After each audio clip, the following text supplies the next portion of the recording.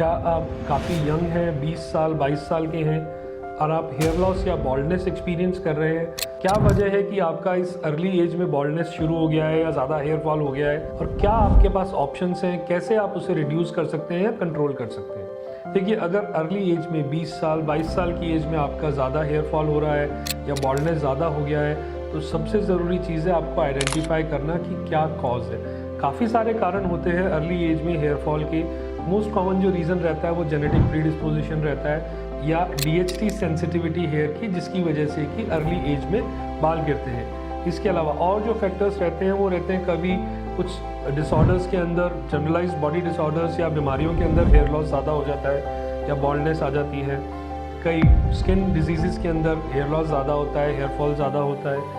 Then अगर आपका lifestyle थोड़ा सा कॉम्प्रोमाइज्ड है, आपका जो हेयर केयर है, स्कैल्प केयर है वो प्रॉपर नहीं है, सेल्फ केयर है वो प्रॉपर नहीं है, आपका जो डे टू डे रूटीन में स्ट्रेस है वो ज़्यादा रहता है, आपका डाइट प्रॉपर नहीं है, आप जंक फूड ज़्यादा लेते हैं, आप पानी एडिक्वेट क्वांटिटी में नहीं लेते हैं, आप स्मोक करते हैं या फिर अल्कोहल कंजम्पशन ज़्यादा करते हैं, ये कुछ कारण हैं जिनकी वजह से जल्दी हेयर फॉल शुरू हो जाता है।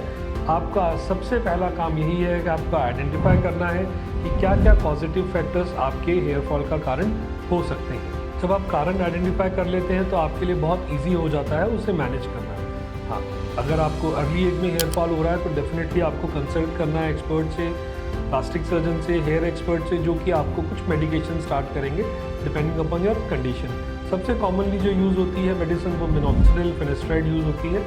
वो आपको प्रॉपर असेसमेंट के बाद ही स्टार्ट करनी चाहिए, खुद से स्टार्ट नहीं करनी चाहिए। देन जो दूसरे फैक्टर्स होते हैं, न्यूट्रिशनल डेफिशिएंसीज, वो इवैल्यूएट करवाना ज़रूरी है। अगर आपको कोई स्कैल्प या स्किन डिसऑर्डर है उसका ट्रीटमेंट लेना ज़रूरी है। लाइफस्टाइल मॉडिफिकेशन प्रॉपर ज़रूरी है। कोई अगर क्रॉनिक डिजीज़ या डिसऑर्डर आपको है तो उसको भी इवैल्यूएट करवाएं, उसका ट्रीटमेंट लें। ये सब चीज़ें करने के बाद आपको उससे नेक्स्ट 5 से 6 महीने में इम्प्रूवमेंट दिखना शुरू होगा। हेयर जो आपके जा रहे थे उनका प्रोग्रेशन डिले होगा और आपको जो हेयर डेंसिटी है वो बेटर लगेगी, हेयर क्वालिटी बेटर लगेगी और इवेंचुअली जो आपका लुक था वो डेफिनेटली चेंज होगा।